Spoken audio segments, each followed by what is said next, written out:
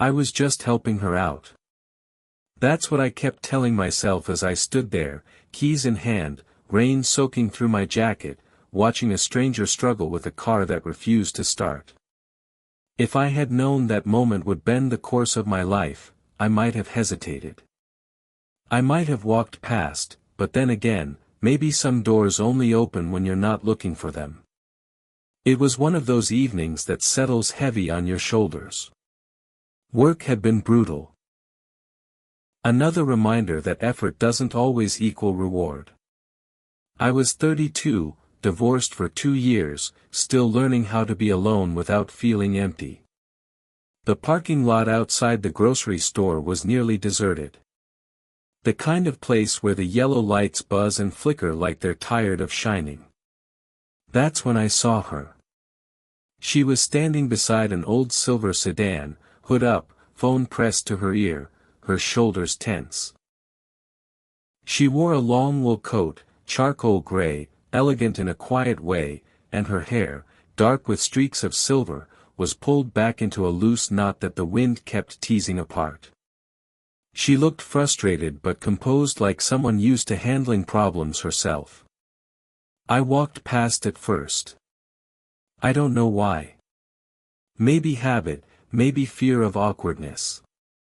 Then I heard her sigh long and tired and say into the phone, "No, it's fine. I'll figure it out." I stopped. "Car trouble?" I asked, my voice sounding smaller than I meant it to. She looked up, startled, then smiled politely. "Yes, unfortunately, it just won't start." "I'm no mechanic," I said. "But I can take a look." "Sometimes it's something simple." She hesitated for a half second, measuring me, then nodded. "I'd appreciate that."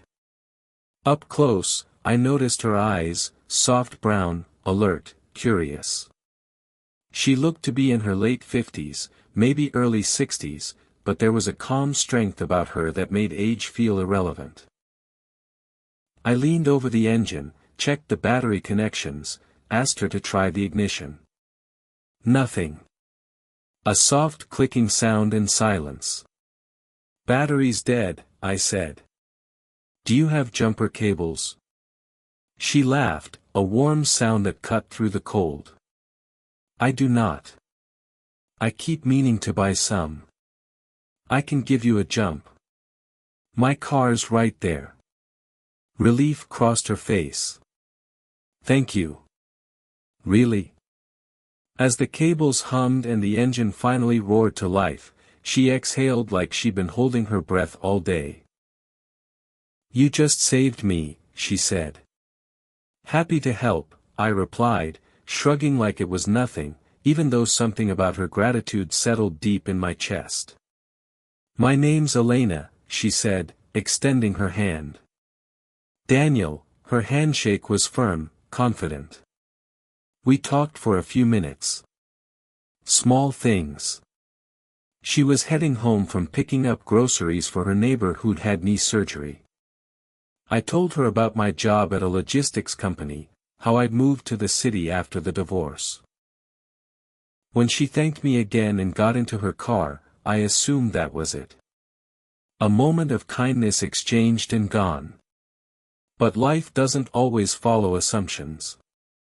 2 days later, I ran into her again at the same grocery store. This time, she smiled like she'd been hoping to see me. "Daniel," she said, surprised and pleased. "You shop here too?"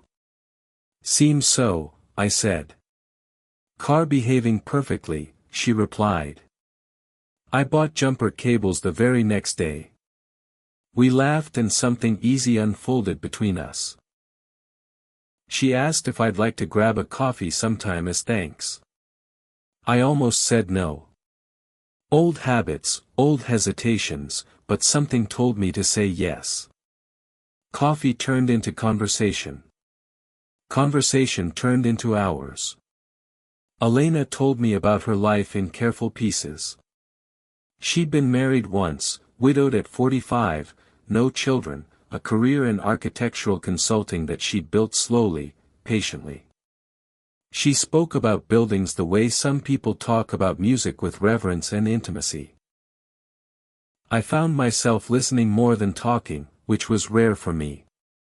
I told her about my marriage, how it had ended quietly without drama, just a realization that love had turned into obligation.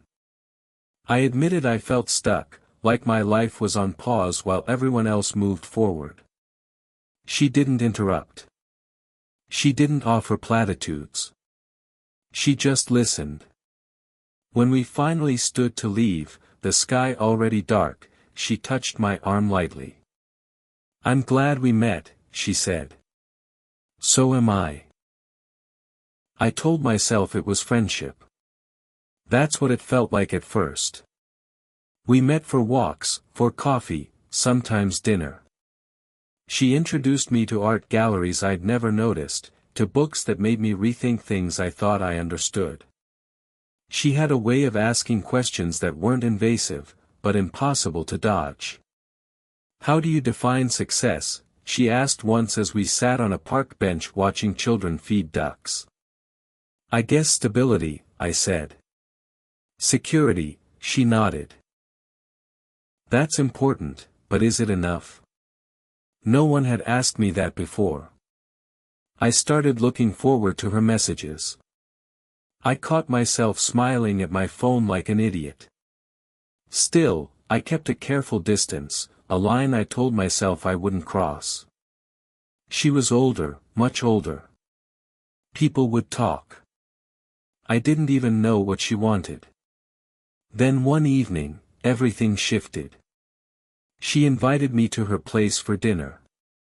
I hesitated, but she laughed it off. "Relax, Daniel.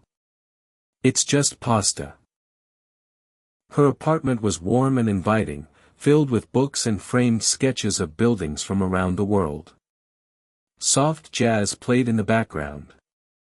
As we ate, the conversation drifted deeper than usual. She told me about loneliness after her husband died, how the world expected her to move on, to be strong, when all she wanted was to be understood. "I got very good at being alone," she said quietly. "Too good." Something in her voice cracked just a little. I found myself reaching for her hand. It felt natural, necessary. She didn't pull away. The silence stretched, charged, but gentle. Then she looked at me, really looked at me, and said, "I need to ask you something, and you don't have to answer." My heart thudded. "Okay." She took a breath. "Do you ever think about what people assume when they look at us together?" I swallowed. "Yes." "And does it bother you?" I thought of the stares, the whispers that hadn't even happened yet. I thought of my parents, my friends, the neat boxes society loves to sort people into.